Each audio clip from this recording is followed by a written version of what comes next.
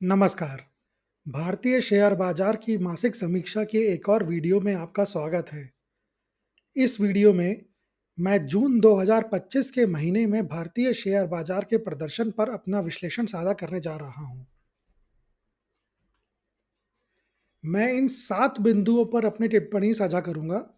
पहली, महीने की प्रमुख सुर्खियां। दूसरा, प्रमुख बाजार सूचकांकों का प्रदर्शन। तीसरा, सेक्टरों का प्रदर्शन। चौथा, आईपीओ और अन्य बाजार गतिविधियां। पांचवा, सोना, चांदी, मुद्रा और तेल के भाव। छठा, शीर्ष 10 वैश्विक अर्थव्यवस्थाएं। और सातवां, भविष्य की संभावनाएं और निष्कर्ष। आइए इनमें से प्रत्येक बिंदु को कुछ विस्तार से देखते हैं। आगे बढ़ने से पहले कृपया पूरे डिस्क्लेमर को ध्यानपूर्वक पढ़ें। तो सबसे पहले महीने की प्रमुख सुर्खियां अपन देखते हैं भारतीय बाजार की। पहले तो अक्टूबर 2024 के बाद जून में पहली बार सेंसेक्स ने 84,000 का आंकड़ा पार किया। दूसरी, आरबीआई ने जून की मौद्रिक नीति में रेपो दर को 50 आधार अंक घटाकर 5.50% कर दिया। तीसरी, आईपीओ में निवेशकों की जबरदस्त दिलचस्पी देखी गई। चौथी, भारतीय रुपया अमेरिकी डॉलर के मुकाबले मजबूत हुआ। और पांचवी, पूंजी बाजार क्षेत्र का प्रदर्शन बाकी सेक्टर्स के कंपैरिजन में बेहतर रहा। अब अंतर्राष्ट्रीय बाजार की कुछ खबरें देख लेते हैं। जून में अमेरिकी शेयर बाजारों ने नए सर्वकालिक उच्च स्तर को छुआ। तो अभी भारतीय शेयर बाजार सर्वकालिक उच्च स्तर के पहले है। क्या पता 9 जुलाई को अगर टैरिफ की बात बन जाती है अमेरिका और भारत के बीच में, तो हमारा बाजार भी सर्वकालिक उच्च स्तर को छू ले। अगला, वैश्विक विकास अनुमानों में कटौती की गई। व्यापार तनाव अभी भी चिंता का विषय बना हुआ है। अगला, इजराइल और ईरान में युद्ध विराम से भू राजनीतिक आशंकाओं को कम किया है, जिससे बाजार भावनाओं में सुधार हुआ है। मध्य पूर्व क्षेत्र में पहले तनाव बढ़ने से और फिर कम होने से तेल की कीमतें पहले बढ़ी और फिर गिर गईं। और आखिरी, बिटकॉइन अपने उच्चतम स्तर के करीब स्थिर हो गया है। संस्थागत निवेशक जो हैं उसमें लगातार निवेश कर रहे हैं।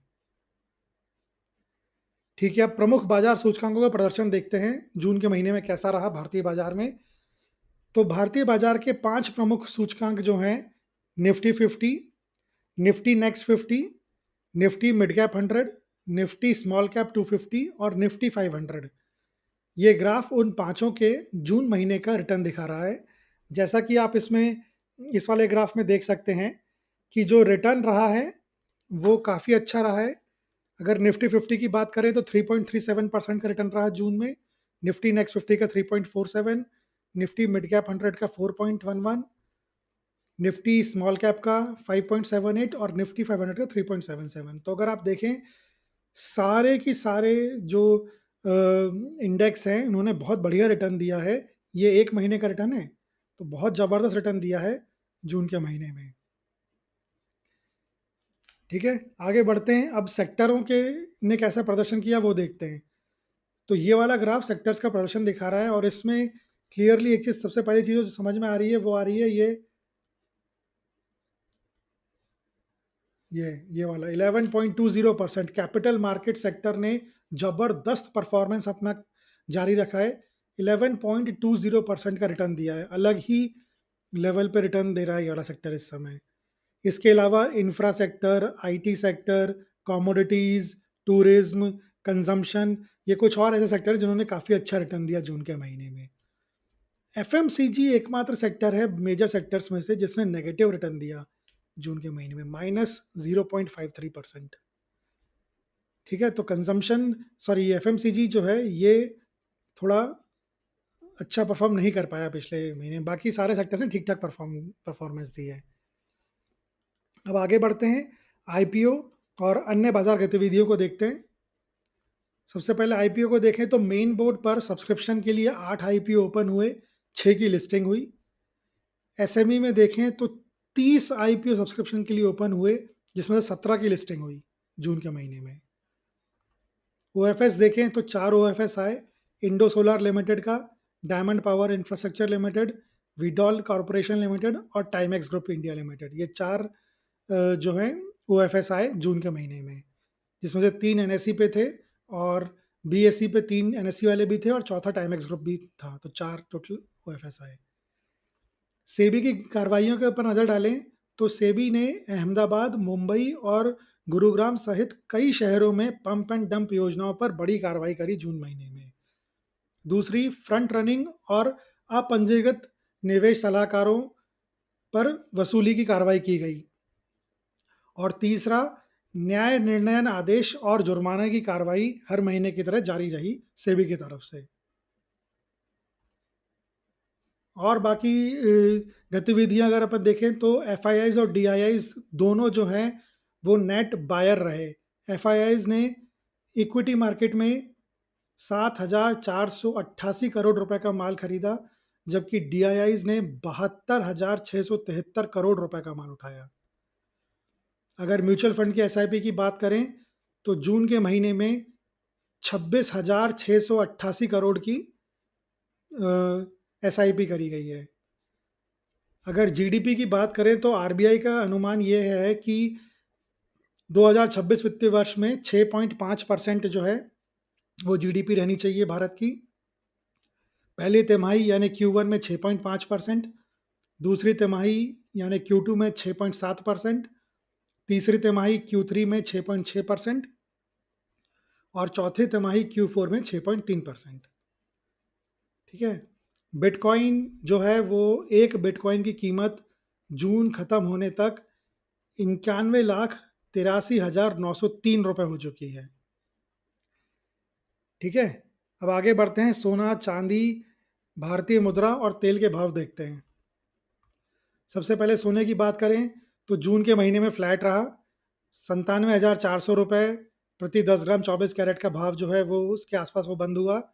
उच्चतम जो है 20 जून को पहुंचा था 1,01,090 रुपये पे, और न्यूनतम जो है वो 30 जून को 97,330 रुपये पे सोना आ गया था। चांदी की बात करें तो चांदी ने जबरदस्त परफॉर्मेंस दिया, 7.93 मतलब 7.93% की बढ़त दिखाई और 1,05,510 रुपये प्रति किलोग्राम पर बंद हुआ। एक समय तो ये 1,09,250 रुपये तक पहुंच गया था 17 जून को, लेकिन 30 जून आते आते तक 1,07,700 रुपये तक ये आ गया था। ठीक है।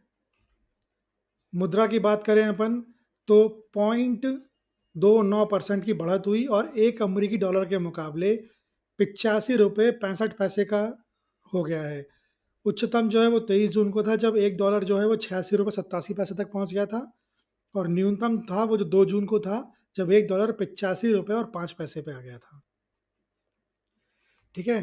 तेल के भाव देखें तो भारी अस्थिरता रही जून के महीने में। ये इसराइल ईरान जो युद्ध हुआ उसके कारण एक बार बहुत तेजी से दाम बढ़ गए, फिर दाम गिर गए। कुल मिला के मामूली बढ़त रही।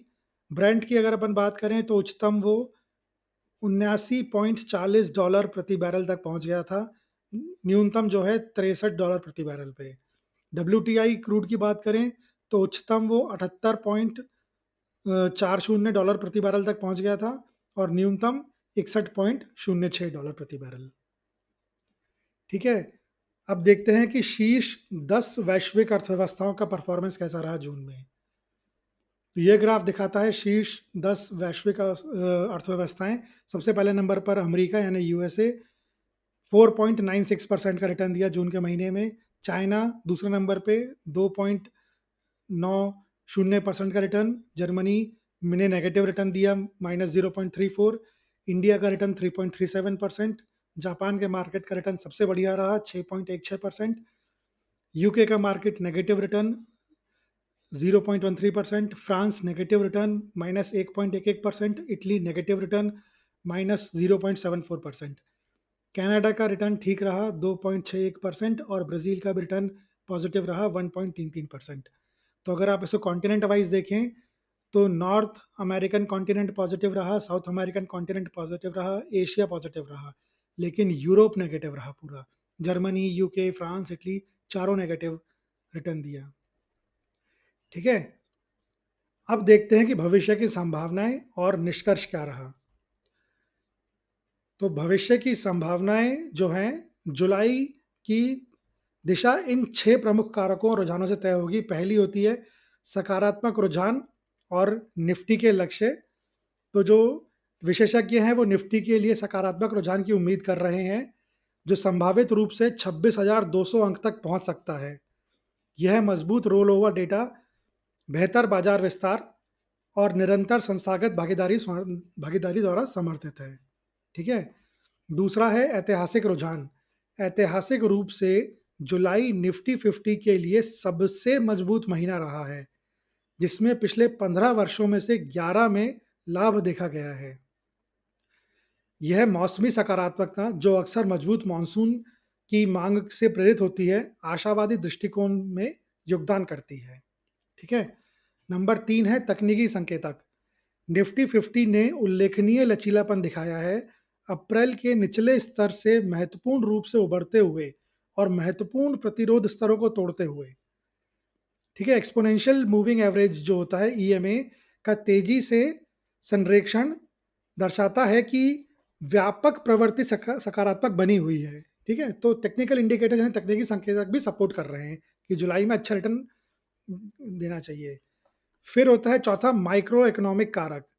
अब माइक्रो इकोनॉमिक कारक क्या होते हैं? ब्रांड क्रूड, भाई गिरते हुए प्राइस चैनल के भीतर निरंतर व्यापार जो है 58 से 78 डॉलर प्रति बैरल की संभावित सीमा का सुझाव देता है, जो तेल आयातक के रूप में भारत के लिए आमतौर पर अनुकूल माना जाता है। दूसरा हो गया डॉलर इंडेक्स। 2 साल की सीमा से नीचे का टूटना आमतौर पर भारत जैसे उभरते देशों को लाभ पहुंचाता है, जिसमें आगे गिरावट की उम्मीद है। तो डॉलर इंडेक्स का लगातार गिरावट भी भारतीय बाजार के लिए अच्छी है। तीसरी हो गई इंडिया का वीआईएक्स। एक कम ये वीआईएक्स जो है लगभग 12.59 का है। तो एक कम वीआईएक्स कम अपेक्षित अस्थिरता का संकेत देता है, जो इक्विटी बाजार में एक स्थिर ऊपर की ओर रुझान के साथ संरेखित है। ठीक है। तो ये भी एक पॉजिटिव साइन है। आर्थिक संकेतक जो है विनिमयकरण और सेवाओं में पीएमआई में वृद्धि का अनुमान है, जो सकारात्मक आर्थिक विकास का संकेत है।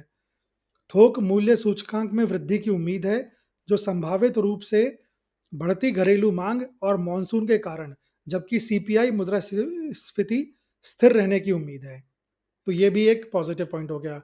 आरबीआई की नीति। आरबीआई की मुखर मौद्रिक नीति, जिसमें जून में रेपो रेट में महत्वपूर्ण कमी शामिल है, ने बाजार की धारणा और ऋण वृद्धि को बढ़ावा दिया है, खासकर बैंकों और एनबीएफसी के लिए।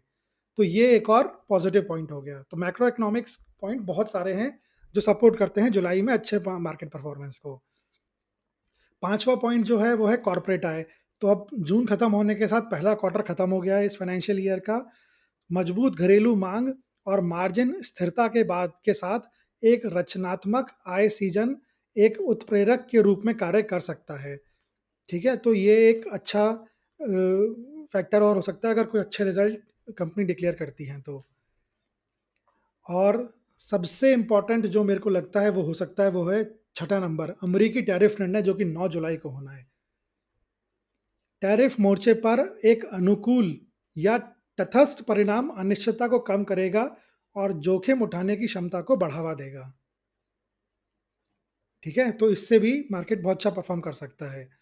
तो जुलाई 2025 के लिए भारतीय शेयर बाजार की धारणा पिछले कुछ महीनों के लाभों पर आधारित होकर निरंतर ऊपर की ओर गति की संभावना के साथ सावधानी से बुलिश दिखाई देती है। तो ये बहुत अच्छी बात है। और अंत में निष्कर्ष जो है वो यह है कि जून 2025 भारतीय शेयर बाजार के लिए एक मजबूत महीना था, जिसमें मजबूत समग्र लाभ और व्यापक भागीदारी देखी गई, जिसने जुलाई के लिए एक सकारात्मक माहौल तैयार किया है। ठीक है। तो इस वीडियो में मेरी तरफ से बस इतना ही। ये वीडियो देखने के लिए धन्यवाद। अगर आपको ये वीडियो अच्छा लगा हो तो कृपया इसे लाइक करिए, कमेंट करिए, शेयर करिए और चैनल को सब्सक्राइब करिए। अगले वीडियो तक के लिए गुड बाय।